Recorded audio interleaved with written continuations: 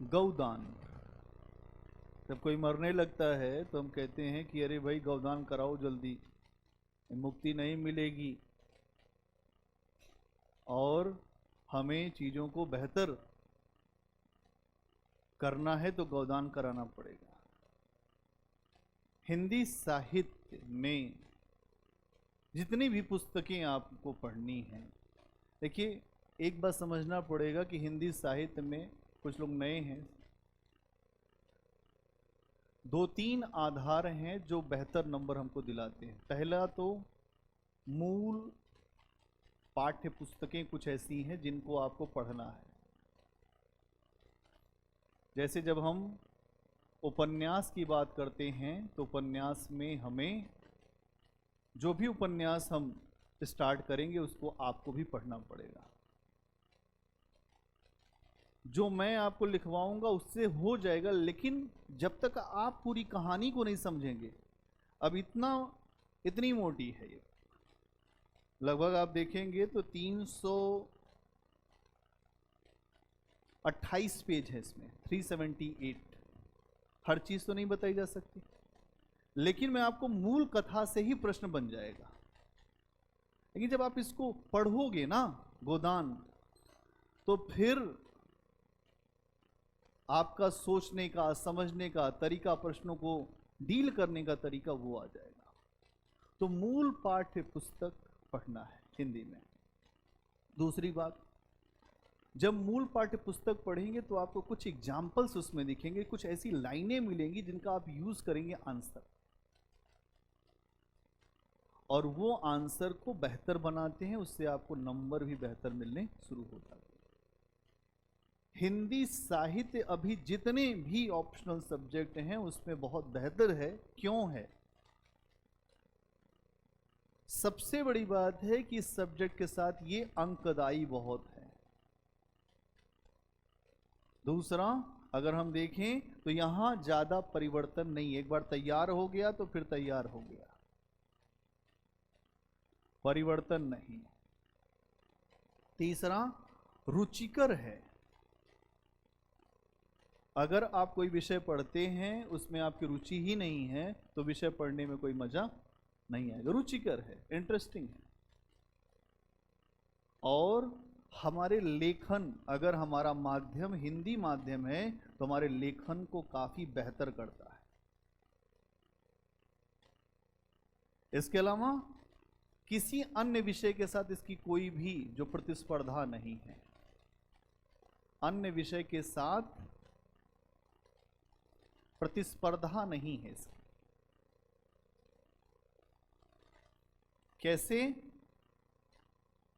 अगर हम देखें कैसे नहीं है, क्योंकि हिंदी है तो हिंदी में ही लिखोगे, अंग्रेजी का तो कोई टीचर चेक नहीं करेगा। तो नंबर हमारा एक बार अगर ठीक से आने लगा तो फिर नंबर इसमें आएगा। कोई विषय हमको इसलिए चुनना चाहिए कि वो हमको सेलेक्ट कराने की क्षमता रखता। और ऑप्शनल जो हमारे पास है यूपीएससी में, उन सभी ऑप्शनल में कुछ ऐसे ऑप्शनल होते हैं जो हमारे सिलेक्शन के लिए निर्धारक होते हैं, बोन की तरह से काम करते हैं। उसमें एक ऑप्शनल है हिंदी साहित्य। इसकी कुछ मूल समझ है, अगर आपको मूल समझ हो गई, बेसिक जिसका फंडामेंटल है, अगर आप वो समझ गए तो आप हमेशा बहुत बेहतर उत्तर लिखेंगे, बेहतर नंबर आपके रहेंगे और ये विषय आपको सेलेक्ट करा देगा। इसमें जो आपका सिलेबस है, अगर थोड़ी सी चर्चा करें आए इस पे, तो पेपर 2 हैं। अगर आप हिंदी साहित्य के, अगर आप इसको देखें तो 2 हिस्से हैं इसके। जो पहला पेपर है इसमें भी 2 हिस्से और दूसरे पेपर में भी 2 हिस्से। पहले पेपर में अगर आप देखें तो यहां पर आता है भाषा खंड और दूसरा आता है हिंदी साहित्य का इतिहास। हिंदी साहित्य का इतिहास, इसमें बहुत सारी चीजें हैं, कहानी, उपन्यास, है ना, कहानी, उपन्यास, नाटक, आलोचना, अभी हमने आलोचना पर अभी हम आएंगे, आलोचना, बहुत सारी चीजें। और हिंदी साहित्य का विकास कैसे, इसके नामकरण की समस्या क्या है, कैसे चीजें आई, भक्ति काल क्या है, रीति काल क्या है, आगे कैसे आधुनिक जो गद्य काव्य का कैसे कैसे विकास हुआ, ये हिंदी साहित्य का इतिहास है। दूसरे हिस्से में अगर हम देखें तो पद्य की व्याख्या और गद्य की व्याख्या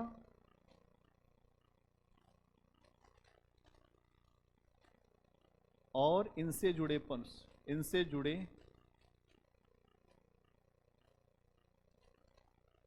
प्रश्न, ये इसमें शामिल होते हैं। ठीक है, तो अभी हम लोग जो आगे बढ़ रहे हैं तो गोदान बेसिकली गद्य, ये पेपर 2 के इस हिस्से पर हम आ गए।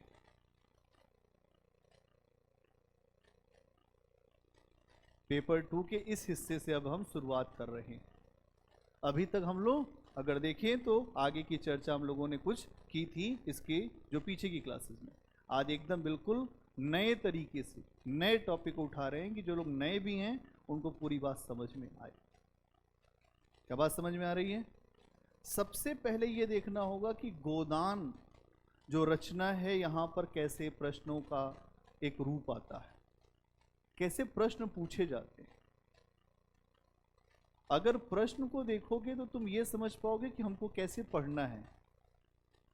अगर मान लो कि तुमको कहीं जाना है तो जाने के लिए पहले रास्ता देखोगे ना, रास्ता क्या होना चाहिए, कैसे चलें, सही दिशा है कि नहीं है, नहीं तो आपको जाना है कहीं और, पहुंच गए कहीं और। तो सबसे पहले प्रश्न, गोदान से कौन से प्रश्न पूछे जाते हैं? एक प्रश्न ये पूछा जाता है कि गोदान में पीढ़ी संघर्ष है। कौन कौन से प्रश्न पूछे जा सकते हैं गोदान में? गोदान 1936 में लिखा गया प्रेमचंद के द्वारा, और ये इनकी आखिरी रचना है, आखिरी उपन्यास है। और एक उपन्यास और लिख रहे थे मंगल सूत्र, वो पूरा ही नहीं हुआ, है ना। और 1936 में जब गोदान को लिख रहे हैं प्रेमचंद, तो उस समय की स्थितियां क्या हैं, तो प्रश्न के रूप कैसे आपके सामने आते हैं एग्जाम में, उसे देखें। पहला आता है कि गोदान क्या दो पीढ़ियों का संघर्ष है? दो पीढ़ियों का संघर्ष।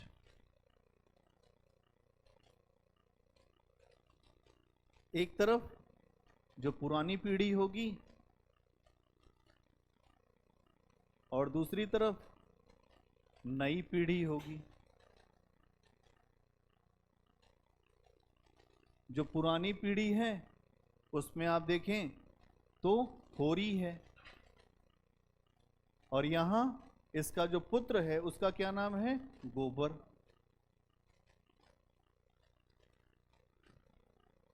ये पुरानी पीढ़ी में एक पात्र है जिसका नाम है होरी। ठीक है। दूसरी समस्या क्या है? आदर्शवाद और यथार्थवाद। कि गोदान तक आते आते आदर्शवाद और यथार्थवाद,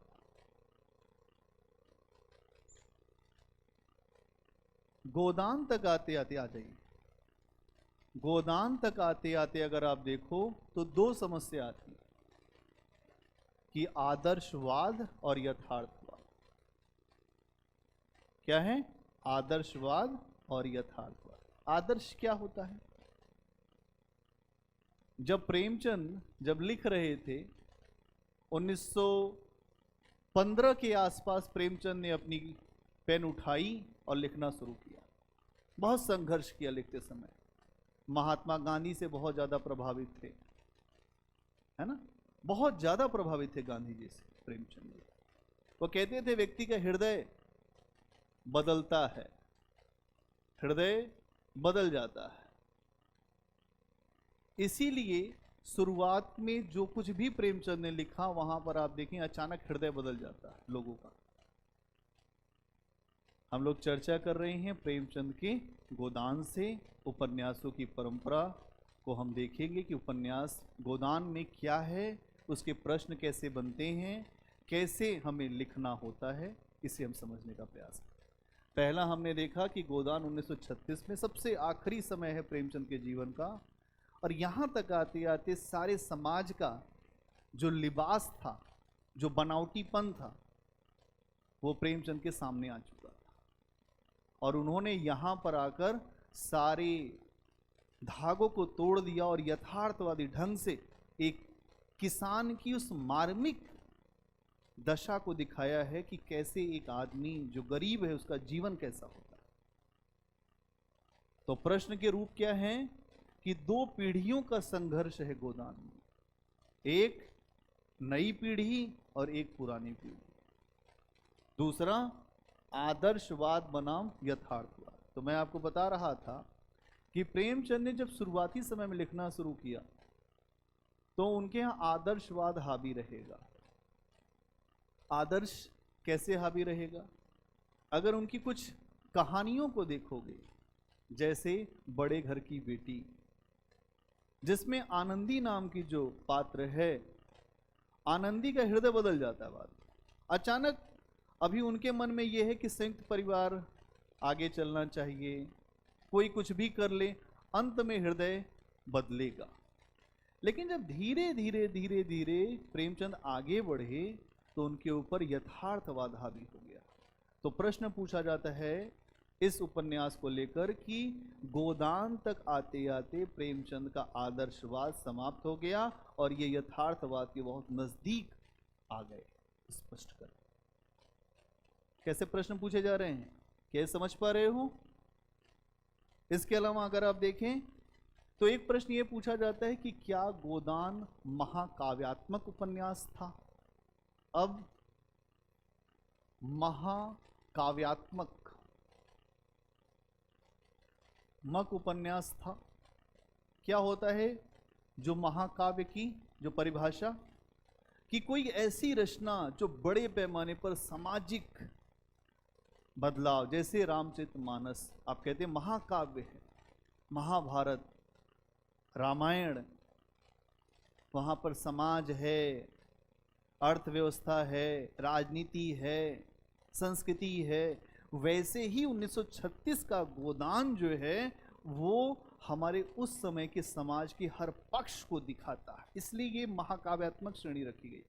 आधुनिक समय में महाकाव्य की जो ढांचा है, अगर आप देखें तो मध्यकाल में एक आदर्श राजा की बात हो रही है, वो कल्याण करेगा, लेकिन आधुनिक काल तक आते आते अब महाकाव्य वो होगा जो आम जनमानस के विषय को उठाएगा।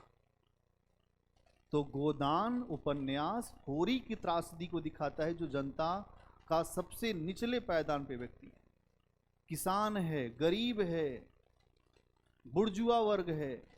इसीलिए 1936 तक आते आते प्रेमचंद के ऊपर मार्क्सवाद हावी हो गया। इस समय मार्क्सवाद की आइडियोलॉजी क्या है? क्या है मार्क्सवाद? इस दुनिया में दो वर्ग हैं भैया,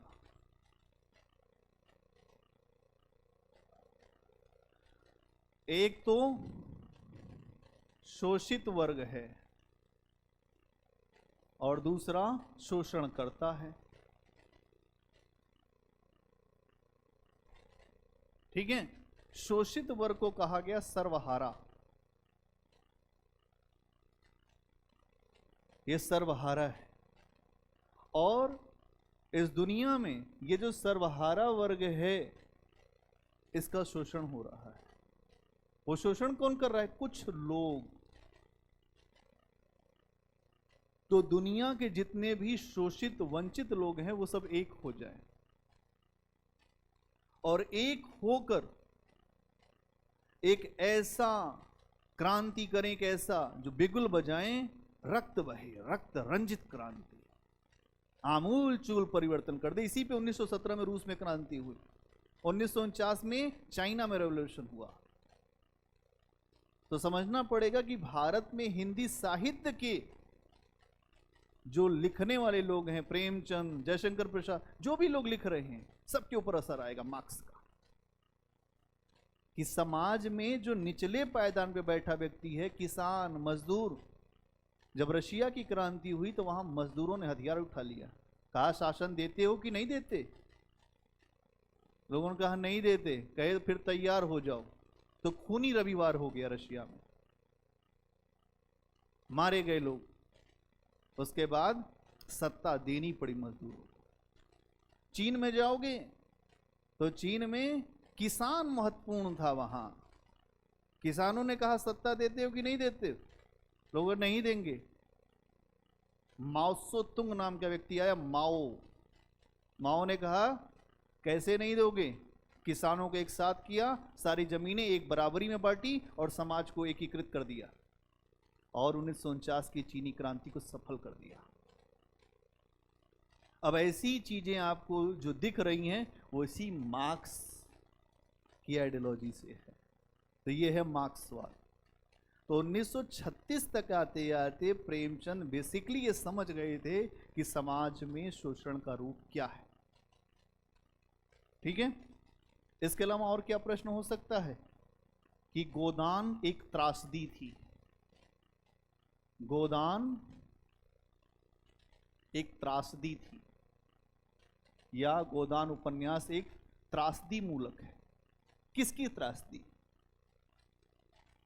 होरी की, कि आज के किसान की, कि गरीब आदमी की? अरे होरी की तो है ही, हो तो दुनिया जानती है।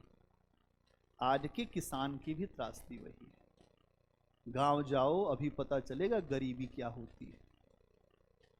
गेहूं लेकर जब जाओगे तो नींबू लेकर आओगे। नहीं, गांव से जो लोग हैं जुड़े उनको तो पता ही होगा कि क्या होता है। गांव आज भी गांव है। एक गाय किसान, हर किसान की लालसा है गाय। गाय होता, बढ़िया दूध मिलता, 2-3 लीटर घर में आ जाता। अब यहां गोदान में इसी समस्या को दिखाया गया कि किसान कैसे संघर्ष करता है, उसकी त्रासदी क्या है। किसकी त्रासदी है गोदान? होरी की त्रासदी है कि धनिया की त्रासदी है कि भारतीय जो किसान की त्रासदी? 3 त्रासदियां आपको मुख्य दिखेंगी, होरी की, धनिया की।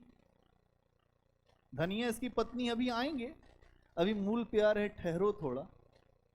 धनिया, होरी, देखो नाम प्रेमचंद है, नाम इनके बड़े अजूबी होंगे। ऐसे नाम होंगे कि आप तुरंत कनेक्ट कर जाएं। जैसे एक जगह होरी कहता है कि मर्द 60 पे पाठा होता है। इसका मतलब क्या है कि जैसे जैसे मैं बूढ़ा होऊंगा वैसे वैसे मैं जवान हो जाऊंगा। लेकिन अगली ही लाइन में कहता है कि धनिया 60 तक पहुंचने की नौबत ही ना आएगी। ये इसका मार्मिक पक्ष है। अरे गरीब आदमी कहां जीता है ज्यादा?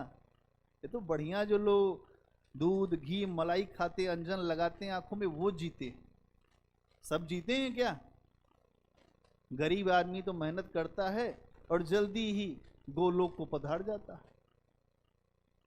तो यहां किसकी त्रासदी? धनिया की कि होरी की कि भारतीय जो किसान की? आज में वर्तमान में भारतीय किसान। इसीलिए ये रचना कालजयी है। लिख रहे हैं 36 में लेकिन आज तक प्रासंगिक है। कोई चीज कालजयी इसीलिए होती है कि बहुत ज्यादा, जब लेखक कलाकार होता है, होशियार होता है, तो ज्यादा वो तिथियां नहीं बताता है किस समय लिख रहे हैं। लिखा ऐसा जाता है कि हर काल में प्रासंगिक हो, हर काल में उस चीज को समझे लोग। तो ये 3 तरह की त्रासदी आप देखेंगे कि होरी की कहानी है जो गोदान में। आप सबको मूल टेक्स्ट लेकर आना है सबको। आज तो आगे, कल से आप इसे लेकर आएंगे। कुछ चीजें मैं आपको बताऊंगा जो आप अंडरलाइन करेंगे या उसको जो मार्कर से वो करेंगे। एग्जाम में वो जाना चाहिए। मेरा टारगेट क्या है? 300 नंबर, 300 क्वेश्चन, और बीच में मैं कुछ जानता नहीं। मुझे बीच में और कुछ नहीं पता। आपको कितनी मेहनत करनी है वो आप सोचो, मैं रास्ता बताऊंगा।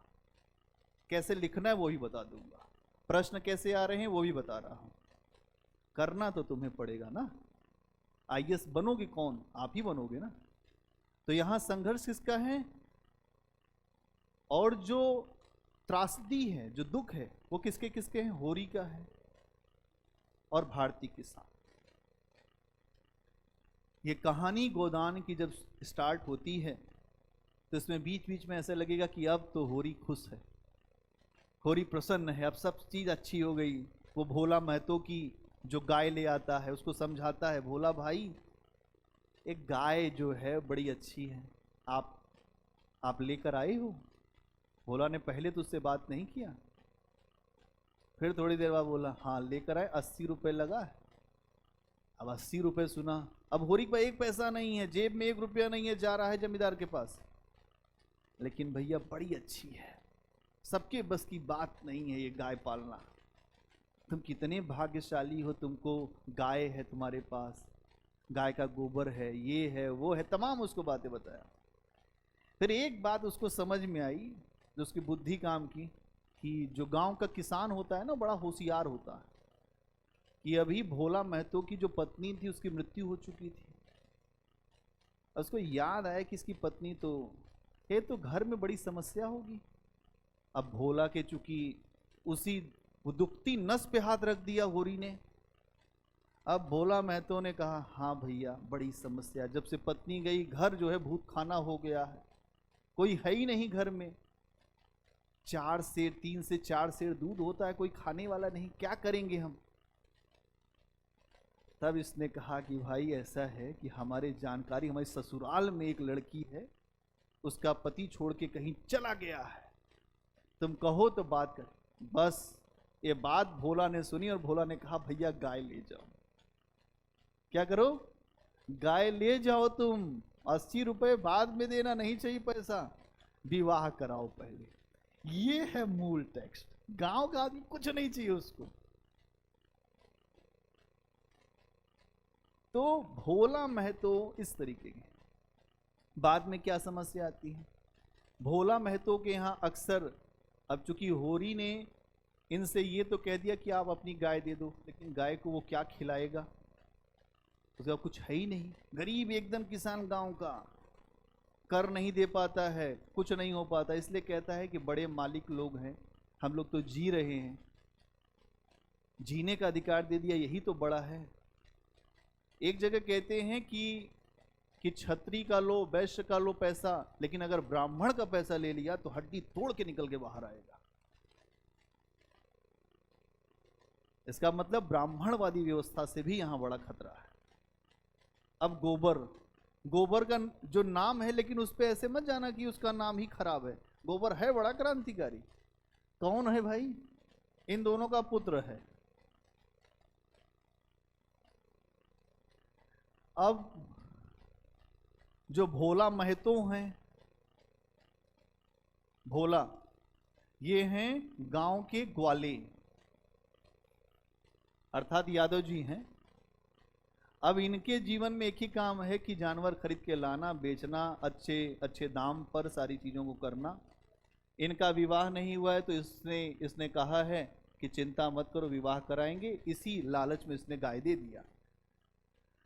अब गाय के आने के बाद बड़ी समस्या खड़ी हो गई, कई तरह की समस्या। गाय का चारा कौन देगा, इनके पास तो कुछ है नहीं। अब इन्होंने भेजा गोबर को इनके घर, जाओ। अब यहां पर एक महिला है जिसका नाम है झुनिया, भोला के घर में इनकी बेटी है झुनिया।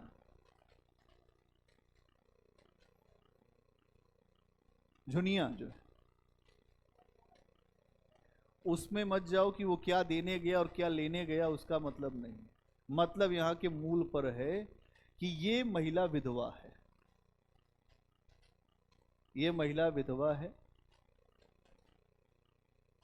और अब यहीं से एक विद्रोह शुरू होगा, गोबर का विद्रोह, अपने पिता के खिलाफ। कहेगा कि मैं इससे विवाह करूंगा। अब भोला महतो एकदम रेडिकल आदमी है, विधवा, ऊपर से विवाह, नहीं नहीं।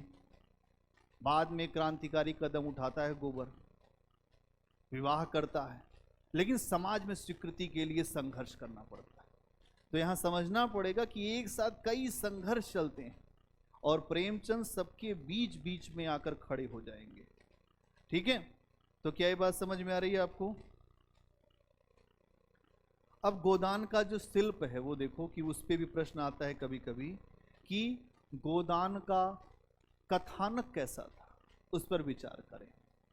या गोदान में दो कहानियां एक साथ चलती हैं, शहर और गांव की, टिप्पणी करें। अब देखोगे तो यहां पर दो कहानियां हैं, दोहरा कथानक है। इसके पीछे क्या है कि प्रेमचंद ये दिखाना चाहते हैं कि शहर में क्या अप्रोच है और गांव में क्या अप्रोच है। ठीक है, तो शिल्प में ये भी चीज है। प्रेमचंद का एक बहुत अच्छा जो वाक्य है, मैं अक्सर सुनाता रहता हूं। वो कहते हैं कि मैं अपने पात्रों को अपने बच्चों के समान मानता हूं। जैसे एक कोई पिता ये नहीं जानता कि मेरे पात्र बड़े होकर क्या करेंगे, वैसे ही मैं भी कुछ नहीं जानता कि मेरे पात्र क्या करें। अपने हिसाब से चलते हैं, मैं उनके अंदर अनावश्यक प्रवेश नहीं करता। लेकिन यशपाल के यहां जब जाओगे तुम दिव्या में, वो खुद ही खड़े हो जाएंगे बीच बीच में, कहीं मही नायक हूं मारिश दिव्या तुम मेरा वर्ण करो। जब हम वो देखते हैं तो हमें लगता है यार कि क्या मतलब है। जब लेखक आपको खुद दिखने लग जाए, इसका मतलब वो रचना बहुत अच्छी दिख नहीं रही है। जब लेखक हर पात्रों में थोड़ा थोड़ा आपको दिखे, कभी कभी आपको प्रेमचंद जो हैं वो धनिया में दिखेंगे। धनिया ऐसे ऐसे वाक्य बोलेगी कि आपकी रूह हिल जाएगी। धनिया के जीवन का आधार क्या है? होरी। होरी जिएगा तो धनिया जिएगी, धनिया के पास और कुछ नहीं है। पति का एक बात बोलती है, मैं आपको बताता हूं तो आपको ज्यादा समझ में आएगा। विपन्नता के इस अथाह सागर में सुहाग ही वह तृण था जिसको पकड़े हुए वह सागर को पार करना चाहती। अभाव था ना उसके जीवन में। विपन्नता के इस सागर में सुहाग ही वो एक सहारा था, तिनका था। लाख गरीबी हो, लाख कपड़े फटे हों, लेकिन हमारा जो पति है वो तो जीवित है। और होरी ने जब ये बात बोली कि मुझे तो 60 तक जीना ही नहीं धनिया, डायलॉग तो उसके पास बहुत पहले तो उसने कहा कि मर्द जो है 60 पे पाठा होता है। फिर उसने जब धनिया ने समझाया कि जब तुम्हारे पास खाने पीने के लिए कुछ है ही नहीं तो तुम क्या 60 पाठा होगे, तब उसने ये बात कही, मार्मिक 60 तक चलने की नौबत ही नहीं आएगी। ये मर्म है यहां। अगर आप देखें तो एक जो किसान है, जो गरीब व्यक्ति, उसके जीवन की लालसा क्या हो सकती है? जो बड़े लोग होते हैं उनके जीवन में लालसा क्या होगी कि मैं अपना पैसा बैंक में रख दूं, जमीन खरीद लूं, गाड़ी खरीद लूं, बड़ी बड़ी आकांक्षाएं होंगी। लेकिन जो किसान होता है उसका हृदय बहुत छोटा होता है, नन्हा होता है। उसके छोटे से हृदय में बहुत छोटी छोटी आकांक्षाएं होती हैं। तो गांव के किसान के हृदय में एक गाय की आकांक्षा है, वो भी पूरी नहीं हो पा रही। और ये व्यवस्था ऐसी है कि उस गाय को छीनने के लिए सभी लोग लगे। शुरुआत से लेकर आखिरी तक आप देखेंगे कि होरी की गाय किसी को पच नहीं रही है। अब वो भोला महतो को मोटिवेट करके लाया है, लेकिन उसके भाई को लगता है कि भैया गाय ला दिए, उसने जहर खिला दिया गाय को। खाओ गाय माता जहर। अब इस तरह का मामला है। जब मरने लगा तो आखिरी में आप देखेंगे कि गौदान की प्रक्रिया। हीरा ने रोते हुए कहा, हीरा उसका भाई है, भाभी दिल कड़ा करो, गोदान करो दादा का। धनिया ने उसके ओर तिरस्कार भरी आंखों से देखा। अब वह दिल को और कितना कठोर करे। अपने पति के प्रति जो उसका कर्म है, क्या अब उसे उसको भी बताना पड़ेगा? जो जीवन का संगीत था, उसके नाम का रोना, क्या उसका धर्म है? अब आप देखेंगे कि धनिया एक यंत्र के माध्यम से उठी। इस समय होरी जब मर रहा है, अब मैं उस जगह आ गया हूं सीधे। किसी महिला का पति जब मरे और वो सामने हो, तो आप सोचिए, वो चाहे अमीर हो गरीब हो, कुछ मतलब नहीं है, क्या करेगी? वो यंत्र के समान उठी। उसको ये लगा कि मेरे पति का कल्याण नहीं हो पाएगा, जल्दी गोदान कराओ। यंत्र के समान उठी। आज जो उसने सुतली बेची थी, अपना कुछ था उसके पास जो लोग पहनते हैं, उसको बेचा था। उसके बाद उसके पास 20 पैसे आए थे और अपने मरते हुए पति के हाथ में वो पैसे रखे। और जो पंडित था, उसका नाम था दाता दीन।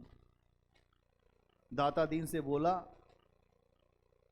वह बोली दाता दीन से कि महाराज, घर में न गाय है, न बच्चिया है, न पैसा है, यही पैसे हैं, यही गोदान है।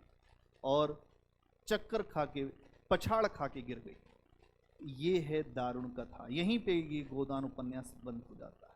क्या हुआ आगे कुछ नहीं बताया गया। रचना इसलिए कालजयी है। हर व्यक्ति का, जो सामान्य व्यक्ति है, जो गरीब व्यक्ति है, उसका अंत ऐसा ही हो रहा है। उसकी इच्छाएं पूरी नहीं हो रही, उसकी समस्याएं यही हैं। तो ये समस्या आपको दिखाई देगी गोदान में। पहली समस्या क्या है? पीढ़ी संघर्ष। आइए हम लोग चलते हैं पीढ़ी संघर्ष। इतनी बात समझ में आई? कैसे देखना है? कैसे देखो, तुम्हारे नंबर तब आएंगे जब थोड़ा एग्जाम्पल कोट करोगे। इसलिए मैं बार बार कह रहा हूं, मूल टेक्स्ट पढ़ना है। तुम नहीं भी पढ़ोगे तब भी हम नंबर दिला देंगे, लेकिन अपने प्रयास से अगर आप सफल हो तो ज्यादा अच्छा है। तुम्हें ये तो लगेगा कि तुमने पढ़ा है, और जब एग्जाम में लिखोगे तो रह रह के गोदान की कुछ पंक्तियां याद आएंगी कि होरी ने ये कहा, धनिया ने ये कहा, गोबर ने ये कहा। और जहां आपने वो पंक्ति लिखी और चेक करने वाला गदगद, वाह मजा आ गई। तो ये बात इसलिए आपको थोड़ा सा करना है। पीढ़ी संघर्ष क्या है गोदान में? गोदान में अब हम सबसे पहले आ रहे हैं पीढ़ी संघर्ष।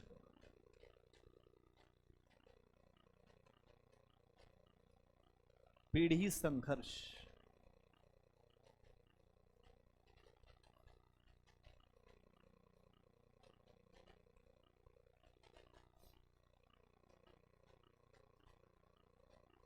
देखो, ये जो समय है ना 1936 का, जब गोदान लिखा गया है, तो भारत के इतिहास में बड़े स्तर पे बदलाव आ रहा था।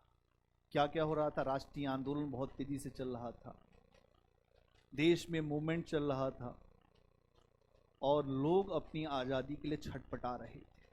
बहुत पीड़ा थी लोगों में अंग्रेजों के शासनकाल में, और मध्यकालीन जड़ता, मध्यकालीन अंधविश्वास सब टूट रहे थे।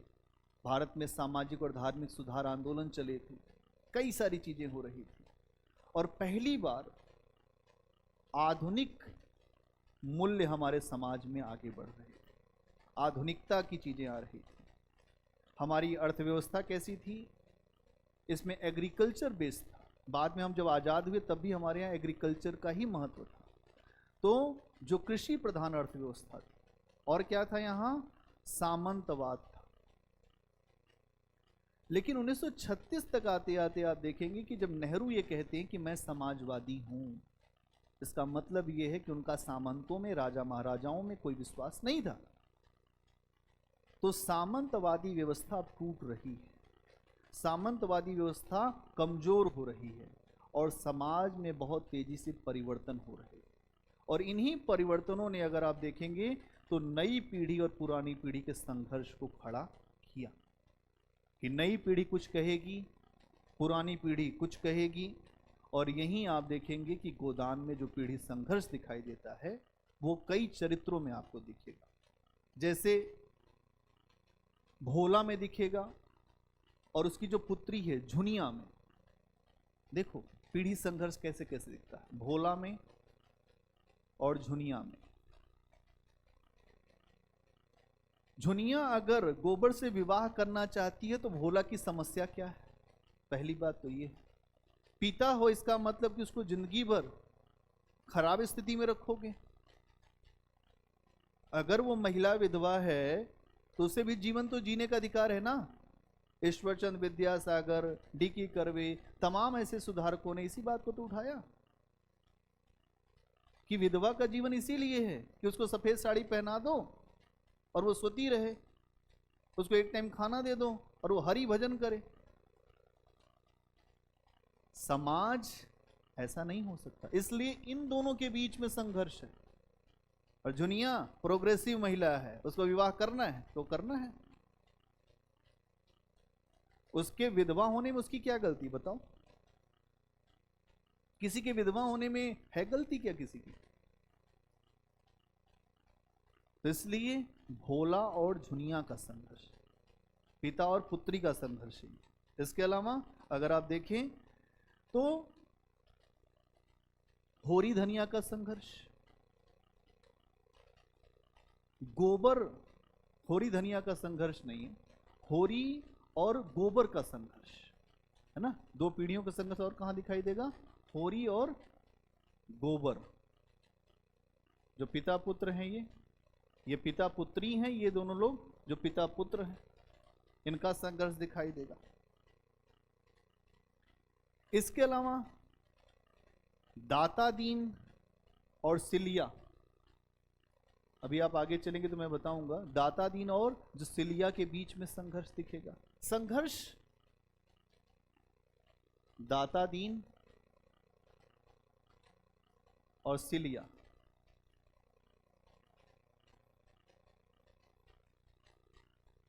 दिन के उजाले में दाता दीन को सिलिया से कोई मतलब नहीं है। अब ऐसे समझिए बात, ये संघर्ष है। आज जो व्यवस्था है, अगर आप इस तरह से समझें, भारतीय समाज में एक ऐसा ग्राफ मिलता है जिसमें सबसे ऊपर कौन है, फिर शुद्ध। एक यहां पर अनुलोम विवाह की परंपरा है, पहले आपको दिखाई देगी वैदिक काल में, है ना। ब्राह्मण अगर अपने से नीचे के वर्ण में विवाह कर ले तो अनुलोम विवाह है, या छत्री कर ले अपने नीचे के, वो स्वीकार है। लेकिन आम तौर पे ये जो वर्ग है ऊपर के, और खास तौर से ब्राह्मण वर्ग, ये निचले वर्ग को स्वीकार नहीं करता। तो यहां आप देखेंगे कि दाता दीन जो है, दाता दीन माता, यहां पर अगर आप देखें तो उनके बीच का संघर्ष, अवैध संबंध तो आप रखना चाहते हैं लेकिन वैधानिक संबंध पे आप नहीं आना चाहते, ये संघर्ष यहां है। ठीक है। इसके अलावा अगर हम देखें तो कई अन्य चरित्र हैं जिनमें आपको ये संघर्ष दिखेगा थोड़ा थोड़ा। सामंतवाद और पूंजीवाद का संघर्ष, किसका? सामंतवाद वर्सेस पूंजीवाद।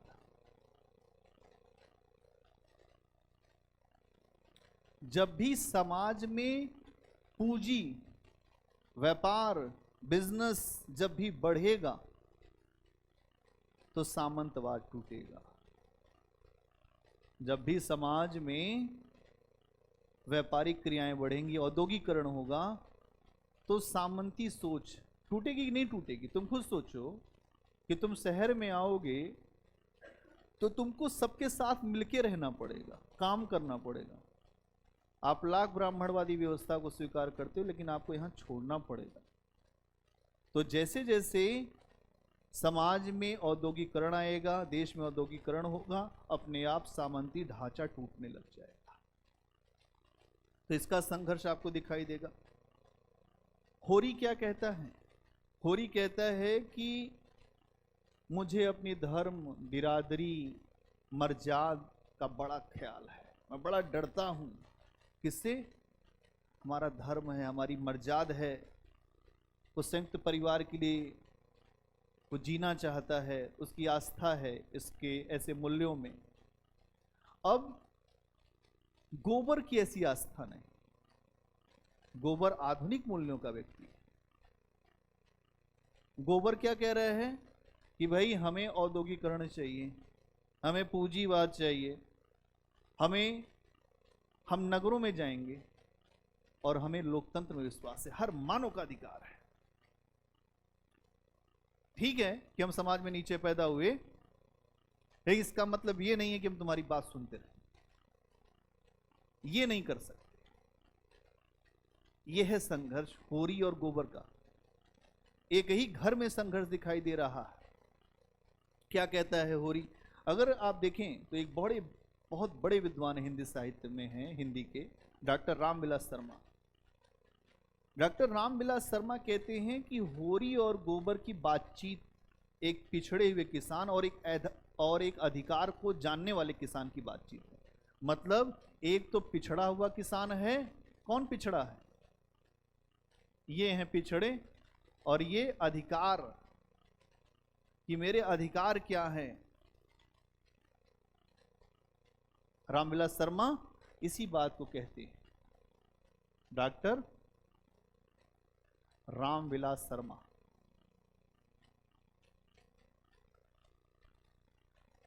कि संघर्ष इस बात का है कि कौन प्रोग्रेसिव है और कौन रेडिकल है, कौन यथास्थिति को बनाए रखना चाहता है। नहीं, ठीक है, जो चल रहा है वो चलने दो। होरी के कुछ स्टेटमेंट है, उससे आपको समझ में आएगा। क्या कहता है होरी? जब भगवान ने हमें गुलाम बना दिया तो अपना क्या बस है साहब। भगवान के नाम का रोना वही रोता है जो कमजोर है, कायर है। देव देव आलसी पुकारे। जब राम 3 दिन तक समुद्र की आराधना करते रहे, लक्ष्मण ने कहा क्या फालतू का काम करते हो यार, क्यों कर रहे हो? शक्ति जिसके पास है वो आराधना करता है। लेकिन राम देखो इसलिए महान है ना कि शक्ति है राम के पास, फिर भी उसका प्रयोग नहीं करते। तो यहां आप देखेंगे कि भगवान का नाम लेकर वो मर्यादा को बनाए रखना चाहते। भगवान ने बना दिया गुलाम, अब क्या करें साहब। यही बात डॉक्टर अंबेडकर ने भी सोची होती तो बोलो, सोच के तो सोचो ना इस बात को। कोई ना कोई तो आवाज उठाएगा। महाभोज जब पढ़ोगे तो तुम्हें समझ में आएगा कि आग बीसू और बिंदा तक नहीं रुकेगी, ये आग आगे चलेगी।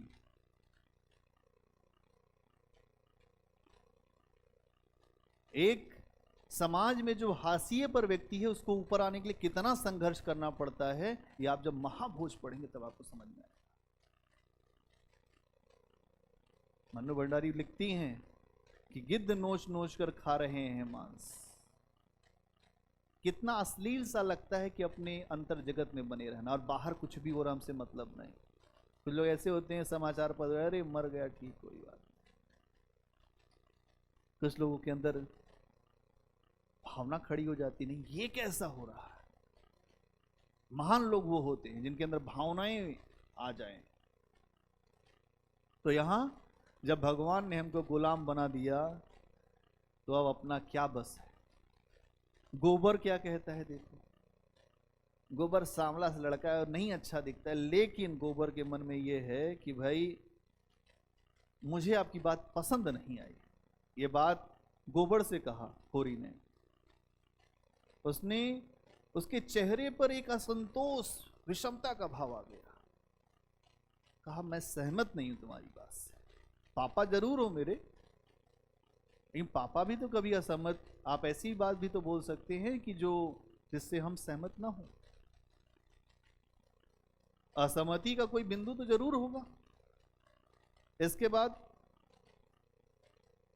होरी एक जगह कहता है कि जो बड़े लोग हैं वो भगवान के घर से बन कर आते हैं, बड़ा पुण्य करते हैं वो लोग, और उन्हीं पूर्व जन्मों के पुण्यों के कारण वो सुख भोगते हैं, आनंद भोगते हैं, बढ़िया से रहते हैं। जब हमने कुछ संचा ही नहीं तो हम भोगेंगे क्या? ये सब कुछ ख्याल अच्छे हैं गालिब दिल बहलाने, तो ये ख्याल अच्छा है उसका कि दिल बहल जाए, हमें दुख न हो। जब ऑपरेशन करना होता है तो ऑपरेशन तो होता ही है, लेकिन आपको इंजेक्शन दे दिया जाता है, आप सो जाते हैं, फिर ऑपरेशन हो जाता है।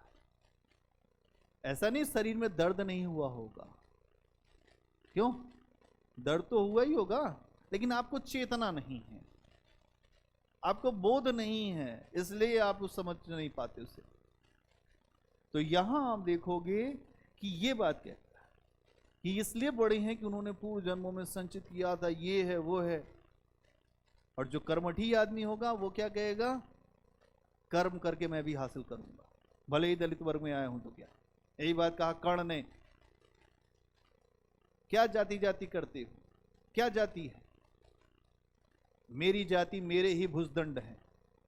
कर्ण सामान्य व्यक्ति नहीं है, वो सबको जगाने के लिए आया था, भले ही वो क्षत्रिय हो, वो क्या हो, वो मतलब नहीं है। लेकिन कर्ण जीवन भर एक शूद्र के रूप में ही जाना गया कि सूत पुत्र सूत पुत्र सूत पुत्र। तो कर्ण ने वो चीजें करके दिखाई कि बड़े बड़े योद्धाओं की उसकी बात तो नहीं। दानवीर उतना ही अच्छा इंसान भी था, लेकिन एक समस्या थी कि गलत आदमी के साथ था। कुछ तो गलतियां हो ही जाती हैं, कुछ जानते हुए गलतियां हो जाती हैं, कुछ न जानते हुए गलतियां होती हैं। तो कर्ण ऐसा ही था। गोबर का स्टेटमेंट सुनो, तुम्हें समझ में आएगा। गोबर कहता है कि यह सब मन को बहलाने की बातें हैं, मन को समझाने की बातें हैं। भगवान ने सबको बराबर बना के भेजा है,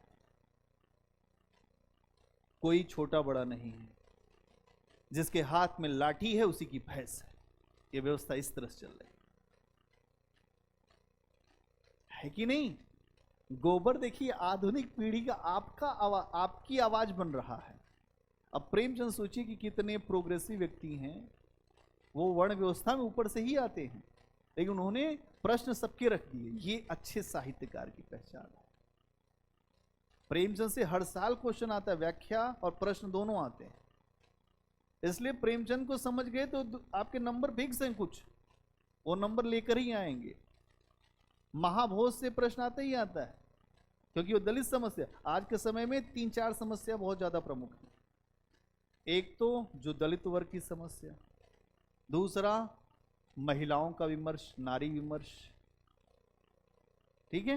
ये सारे विमर्श बड़े ही महत्वपूर्ण, इससे प्रश्न बनते हैं, ठीक है। तो ये चीज जो है कहता है गोबर। इसके अलावा होरी ये समझाने का प्रयास करता है कि हम सब बिरादरी के चाकर हैं, हम बिरादरी के बाहर नहीं जा सकते। गोबर कहता है अगर ये बिरादरी के लोग तुम्हारा हुक्का पानी बंद कर देंगे, इससे डरते हो ना तुम कि हुक्का पानी बंद हो जाएगा तुम्हारा, तो तुम क्या करोगे? इसी से डरते हो। तो मुझे इसका डर नहीं है, न तुम्हारे हुक्का पानी का, न तुम्हारी जात बिरादरी का। ये दुनिया पैसों वालों की है, पैसे की है। कोई हुक्का पानी नहीं पूछता। क्या हुक्का पानी है? पैसा हमारे पास जाके खरीद लाए मर्सिडीज बेंज, कल से साहब साहब साहब साहब। कौन है? कोई नहीं पूछता। पैसे की दुनिया है। गोबर प्रैक्टिकल आदमी है, समझा रहा है बात को कि नहीं इस तरीके से चल रहा है। तो ये बात आपको है। इसके बाद अगर आप देखें तो यहां पर गोबर के अंदर एक विद्रोही चेतना भी। वो कहता है ठीक है, दूसरी जाति की लड़की से मैंने विवाह किया, वो यादव है, कोई बात नहीं, ग्वाली है ना, क्या कर लोगे, क्या कर लोगे तुम मेरा? अपने पिता से कहता है कि अगर उसके ऊपर किसी ने हाथ उठाया तो महाभारत हो जाएगी इस घर में। आज महाभारत हो जाएगी, है ना। 1 मिनट का टाइम मुझे दे दो।